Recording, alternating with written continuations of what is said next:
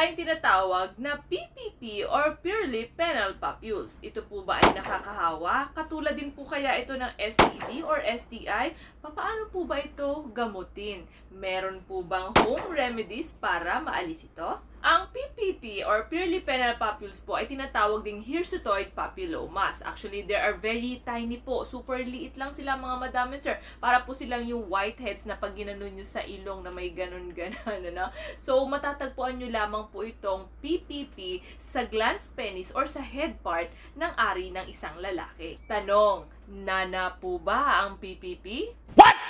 Hindi po, mga madam and sir. So, kailan po ba ito nag-a-appear? Usually, nagaganap po ito during puberty stage or after puberty stage ng isang lalaki. Alam nyo rin po ba na possible na mag-appear din to kapag ang isang lalaki ay hindi nagpatuli?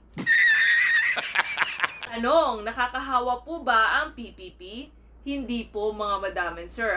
Oh my God! Harmless po ito and it's different from STI. Actually po, ang genital warts po ay kinoconsidered na HPV or human papilloma virus. So, ibig sabihin, ang genital warts ay contagious. Pwede po itong makahawa sa ibang parte ng inyong katawan and even sa inyong sexual partners. Meaning, pwedeng tubuan ang inyong parte sa inyong puwet, pwedeng tubuan ang inyong singit, or even parte sa inyong ari. Kung sakali pong nag-oral sex din po, maaaring tubuan din po ang inyong bibig, or even your tongue. Tanong, pwede po kaya itong tirisin, madam?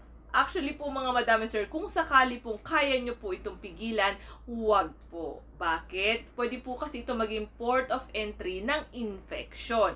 Kung sakali pong kayo ay magpiprick o magtatanggal ng PPP, pwede pong magkaroon dyan ng butas na yun ang po ang dahilan kung bakit kayo magkakaroon ng infection. But, the PPP itself ay hindi po magiging cause ng infection. Ano po bang gamot sa PPP? Bago ang lahat, siguraduhin muna po natin na kumonsulta sa ating mga doktor para malaman natin kung ito po ba talaga ay STI, genital warts, or sinasabi nating PPP. Pero PPP itself, mga madam and sir, ay wala pong kagamutan. So, ito po ay tumutubo during puberty stage and after puberty stage at nawawala din po ito ng kusa.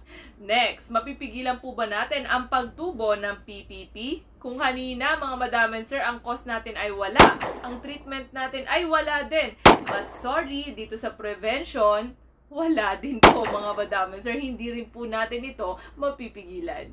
So, laging tandaan, kung sakaling may tumutubong bago or kakaiba sa ating katawan, mas mainam pa rin pong kumonsulta sa ating mga doktor. Maraming salamat po. God bless!